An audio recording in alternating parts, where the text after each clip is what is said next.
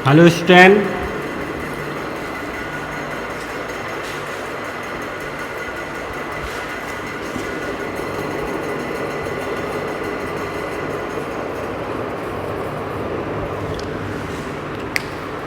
कल के वीडियो में हमने निषेचन के बारे में बताया था कि निषेचन में क्या होता है।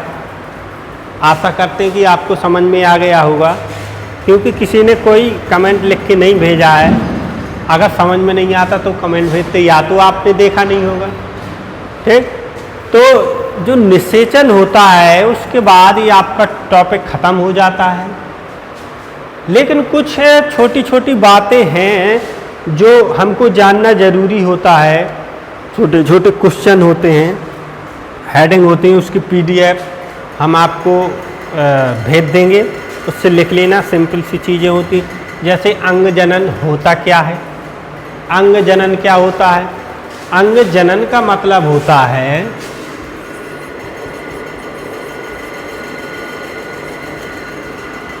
भ्रूण के बाद, मतलब निषेचन के बाद जब ब्लास्टोसिस्ट क्या गर्भाशय की दीवार से चिपक जाता है तो तीनों परतें होती हैं गर्भाशय की, एक्टोडर्म, मीजोडर्म, एंडोडर्म। ये तीनों क्या होती हैं? परतें होती हैं गर्भाशय की। ये परतें मिलकर ही भ्रूण के सभी अंगों का निर्माण करती हैं। इसके लिए टाइम कितना होता है? 9 महीने। मतलब 9 महीने में इन सभी अंगों का निर्माण होता है। तो इसी प्रक्रिया को कहते हैं अंग जनन। ठीक, मतलब भ्रूण के अंदर 9 महीने में सभी अंगों का निर्माण होना ही क्या कहलाता है? अंग जनन कहलाता है।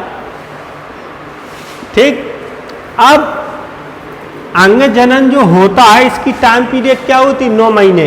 अब 9 महीने में किस किस महीने में भ्रूण में क्या क्या परिवर्तन होते हैं? ठीक, अंग जनन का मतलब तो ये है कि अंगों का निर्माण होना, मतलब 9 महीने में अंगों का निर्माण होना भ्रूण के विभिन्न अंगों का, क्योंकि अंग बहुत सारे होते हैं।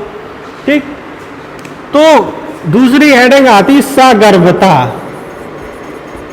मतलब गर्भ के दौरान किस किस महीने में या कितने दिनों के अंतराल में क्या क्या परिवर्तन होते हैं वो सगर्भता में बताया जाता है। जैसे देखो, आज का वीडियो थोड़ा छोटा होगा क्योंकि आज ये चैप्टर खत्म हो रहा है। 2 ही टॉपिक रह गए थे बताने के लिए, अंग जनन और सगर्भता क्या होती है।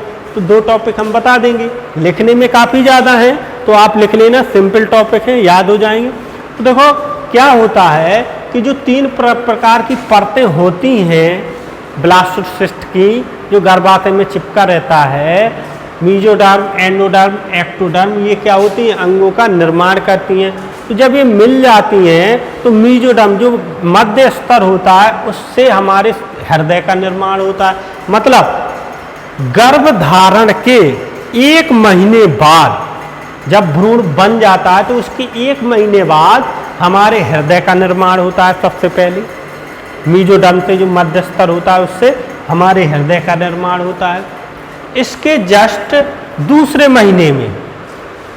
महीने में हमारे पाद और हाथ, यानी पैर और हाथों का निर्माण होना शुरू हो जाता है, और निर्माण शुरू हो जाता है।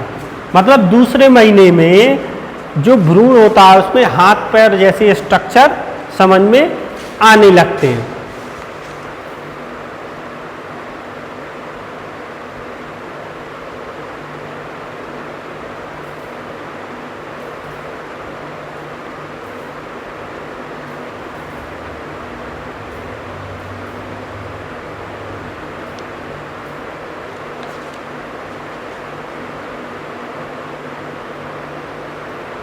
ठीक, तो दूसरे महीने में क्या होता है? हमारे हाथ और पैर का स्ट्रक्चर बनना स्टार्ट हो जाता है।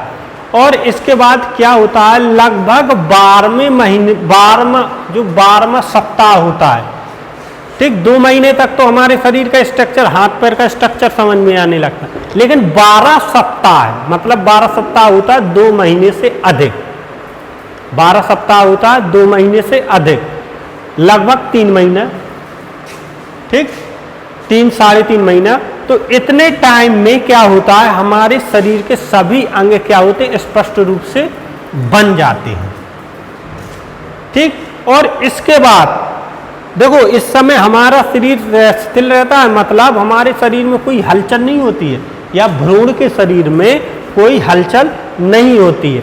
लेकिन 5वें महीने के बाद से भ्रूण में हलचल होना स्टार्ट हो जाती है। जो 5वां महीना होता है उसके बाद भ्रूण में हलचल होनी स्टार्ट हो जाती है। कैसी हलचल? हाथ चलाना, पैर चलाना, ये हलचलें स्टार्ट होने लगती हैं। इसके बाद 7 से 8 महीने में क्या होता है, हमारे जो पलकें होती हैं, पहले जॉइंट्स होती हैं, आंखों की पलकें जो भ्रूण की होती हैं जॉइंट्स होती हैं, मतलब नीचे और ऊपर की जो पलकें होती हैं जॉइंट्स होती हैं। तो 7 से 8 महीने के बाद वो पलकें क्या होती हैं, खुल जाती हैं, और ब्रौनियों का निर्माण शुरू होने लगता है, और हमारे शरीर के जो रोए हैं, सारे शरीर में रोओं का विकास भी होने लगता है। ठीक, अब इस प्रकार से भ्रूण का लगभग संपूर्ण विकास हो चुका है, और 9 महीने 10 दिन या 9 महीने 15 दिन की अवधि में भ्रूण निकलना या गर्भाशय निकलना स्टार्ट हो जाता है। इसके बाद से भ्रूण बाहर निकलता है, शिशु बाहर निकल आता है। इन 9 महीने की अवधि में विभिन्न प्रकार के अंगों का विकास होता है। तो जो साक्षरता होती है उसमें यही बताया गया है कि किस महीने में किस चीज़ का विकास होगा, किस महीने में किस चीज़ का विकास होगा। तो इसकी 2 ही हेडिंग है जो हम आपको PDF में भेज देंगे, तो वो PDF से 2 हेडिंग लिख लेना। इसके बाद जो कल है, कल हम आपको नेक्स्ट चैप्टर स्टार्ट करेंगे।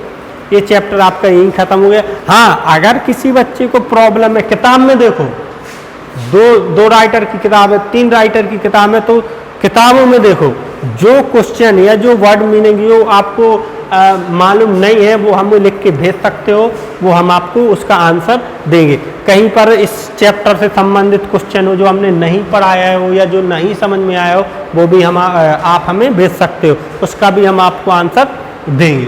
ठीक, तो जितना हो सके जितनी किताबों से 1-1, 2-2 नंबर के क्वेश्चन पिकअप करो, मतलब उससे छांटो और हमें भेज दो, उसका आंसर हम आपको दे देंगे।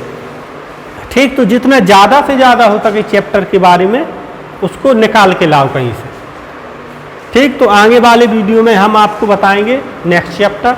अभी इस वीडियो में सिर्फ इतना ही। धन्यवाद।